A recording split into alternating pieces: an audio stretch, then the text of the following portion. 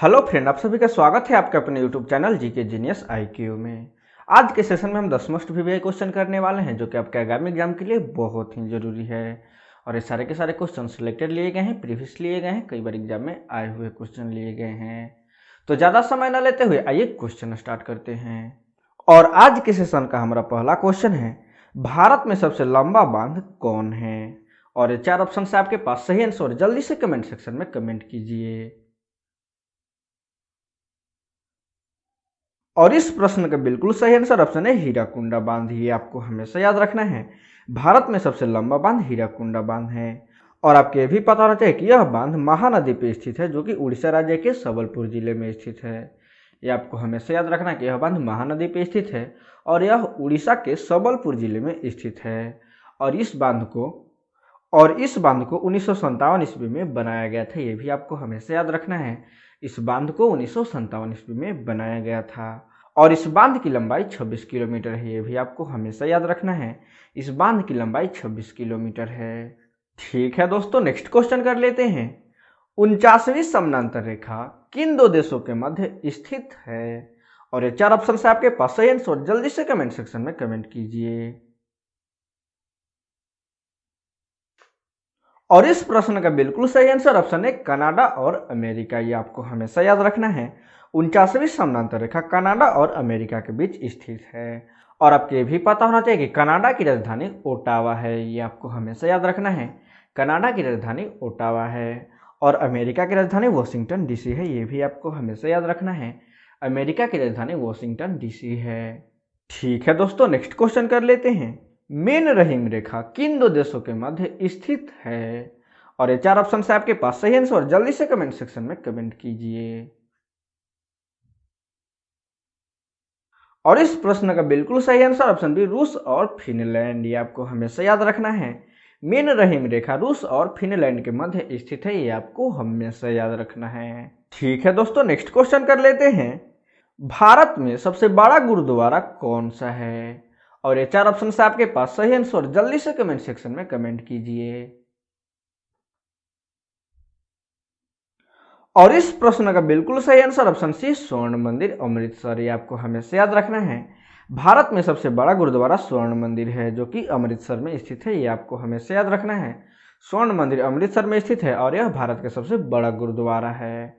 और आपको ये भी पता होना चाहिए कि इसे श्री हरि मंदिर के नाम से भी जाना जाता है। ये आपको हमेशा याद रखना है, इस गुरुद्वारे को श्री हरि मंदिर के नाम से भी जाना जाता है। और इस मंदिर को निर्माण करने की शुरुआत दिसंबर 1550 ईस्वी से हुई थी और यह पूर्ण रूप से 1604 ईस्वी में तैयार हुआ था। ये आपको हमेशा याद रखना है कि इस मंदिर को बनाने की शुरुआत 1550 ईस्वी से हुई थी और यह 1604 ईस्वी में पूर्ण रूप से तैयार हुआ था। ठीक है दोस्तों, नेक्स्ट क्वेश्चन कर लेते हैं। भारत में सबसे ऊंचा टीवी टावर कौन सा है? और ये 4 ऑप्शन से आपके पास सही आंसर जल्दी से कमेंट सेक्शन में कमेंट कीजिए। और इस प्रश्न का बिल्कुल सही आंसर ऑप्शन है रामेश्वरम टीवी टावर। ये आपको हमेशा याद रखना है, भारत में सबसे ऊंचा TV tower Rameswaram TV tower है। और आपको ये भी पता होना चाहिए कि इस टीवी टावर का निर्माण 1995 ईस्वी में हुआ था और इसकी ऊंचाई 323 मीटर है। ये भी आपको हमेशा याद रखना है, इसकी ऊंचाई 323 मीटर है। ये बात आप जरूर कमेंट सेक्शन में बताइएगा कि आप 10 प्रश्न में से कितने का सही आंसर दे पाए हैं। ठीक है दोस्तों, नेक्स्ट क्वेश्चन कर लेते हैं। भारत में सबसे लंबी तटरेखा वाला दक्षिणी भारत का राज्य कौन है? और ये 4 ऑप्शन से आपके पास सही आंसर जल्दी से कमेंट सेक्शन में कमेंट कीजिए। और इस प्रश्न का बिल्कुल सही answer option C Andhra Pradesh. ये आपको हमेशा याद रखना है, भारत में सबसे लंबी तटरेखा वाला दक्षिण भारत का राज्य आंध्र प्रदेश है। ये आपको हमेशा याद रखना है। ठीक है दोस्तों, नेक्स्ट क्वेश्चन कर लेते हैं। भारत में सबसे लंबा समुद्र तट कौन है? और ये 4 ऑप्शन से आपके पास सही आंसर जल्दी से कमेंट सेक्शन में कमेंट कीजिए। और इस प्रश्न का बिल्कुल सही आंसर ऑप्शन सी मैरीना बीच। ये आपको हमेशा याद रखना है, भारत में सबसे लंबा समुद्री तट मैरीना बीच है। और आपको ये भी बता दें कि यह बीच भारत के चेन्नई राज्य में स्थित है और इसकी लंबाई 12 किलोमीटर है। ये भी आपको हमेशा याद रखना है, इसकी लंबाई 12 किलोमीटर है और यह भारत के चेन्नई राज्य में स्थित है। ठीक है दोस्तों, नेक्स्ट क्वेश्चन करने से पहले आपसे एक रिक्वेस्ट है, यदि आप हमारे चैनल पे पहली बार आए हैं तो वीडियो को लाइक करें, शेयर करें और चैनल को सब्सक्राइब कर प्लीज हमें सपोर्ट करें। ठीक है दोस्तों, नेक्स्ट क्वेश्चन कर लेते हैं। भारत में सबसे अधिक मार्ग बदलने वाली नदी कौन है? और ये 4 ऑप्शन है आपके पास, सही आंसर जल्दी से कमेंट सेक्शन में कमेंट कीजिए। और इस प्रश्न का बिल्कुल सही आंसर ऑप्शन बी कोसी नदी। आपको हमेशा याद रखना है, भारत में सबसे अधिक मार्ग बदलने वाली नदी कोसी नदी है। और आपको ये भी पता होना चाहिए कि यह नदी नेपाल के हिमालय से निकलती है, ये आपको हमेशा याद रखना है। कोसी नदी नेपाल के हिमालय से निकलती है और इसकी लंबाई 720 किलोमीटर है, ये भी आपको हमेशा याद रखना है। कोसी नदी की लंबाई 720 किलोमीटर है। और एक इम्पॉर्टेंट पॉइंट, इसे भारत का शोक भी कहा जाता है, ये आपको हमेशा याद रखना है। कोसी नदी को भारत का शोक कहा जाता है। ठीक है दोस्तों, नेक्स्ट क्वेश्चन कर लेते हैं। भारत में सबसे बड़ी कृत्रिम झील कौन है? और ये 4 ऑप्शन है आपके पास, सही आंसर जल्दी से कमेंट सेक्शन में कमेंट कीजिए। और इस प्रश्न का बिल्कुल सही आंसर ऑप्शन है हुसैन सागर झील, ये आपको हमेशा याद रखना है।